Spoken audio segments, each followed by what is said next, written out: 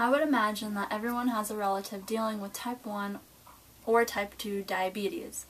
Not everyone is the same though. Type 2 is usually brought on by weight gain and unhealthy eating. Type 1 is usually caused by genes and usually shows up at a young age, and unlike type 2 diabetes, type 1 will be with you for the rest of your life.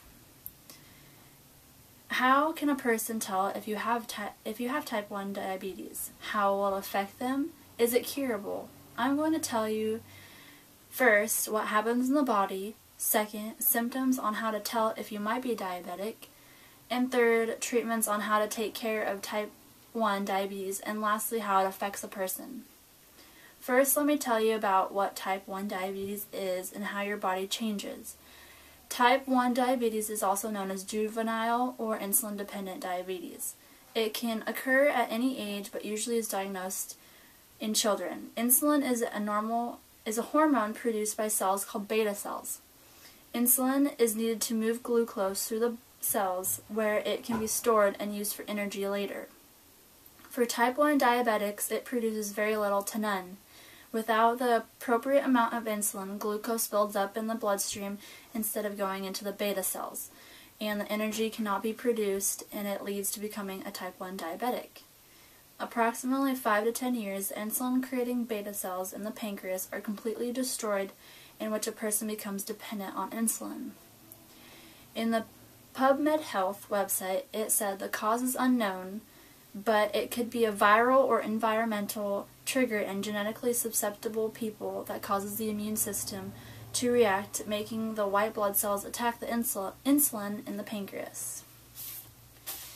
Second, I will share the symptoms type 1 diabetics have and what they will deal with daily. Many people don't have symptoms at all before diagnosed, but many experience feeling tired, hungry, thirsty, urinating more often, losing weight, blurry eyesight, and losing feeling. And if a person is very sick before diagnosed, they may be dealing with rapid breathing, dry skin or mouth, flushed face, fruity breath odor, vomiting, and stomach pain. Usually these symptoms occur when the person has a high blood sugar. When diagnosed, people experience low blood sugar as well and can result in a headache, hunger, rapid heartbeat, shaking, and sweating, and weakness. There are many tests to take to find out if you are a type 1 diabetic, but most are tested by ketone testing. Ketone testing is a urine sample with high levels, usually indicating you're a diabetic. If gone untreated, you can expect blindness, kidney failure, nerve damage, amputation of limbs, heart disease, and possible death. Third is a treatment and how you are able to treat type 1 diabetes. First, a person with the disease needs to be able to feel and recognize the symptoms so that a person can act fast to manage it.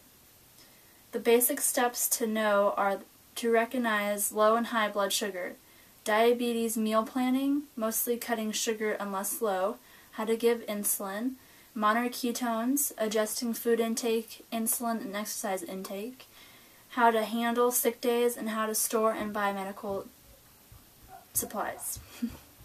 Type 1 diabetics are insulin dependent. They can't produce insulin on their own, so most type 1 diabetics have to give themselves a shot 3 times a day. Insulin is usually injectable unless on a pump, which gives it to you continuously. A doctor recommends how much insulin is needed in order for a person to live a healthy life.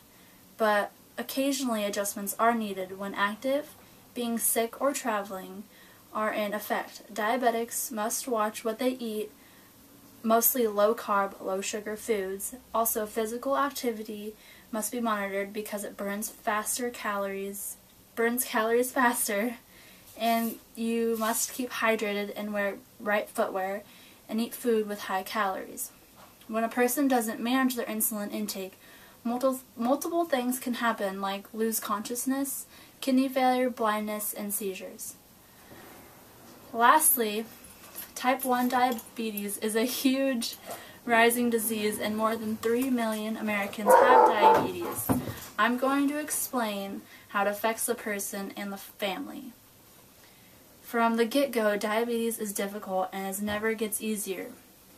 At a young age, diabetes can be the end of the world. It is tough for a child to be without candy and ice cream, just as when they have to take a break from playing to test their blood sugar or test their ketones. Later in life, during puberty, diabetes is harder to manage because of the body changes, and it's harder to keep the blood sugar under control.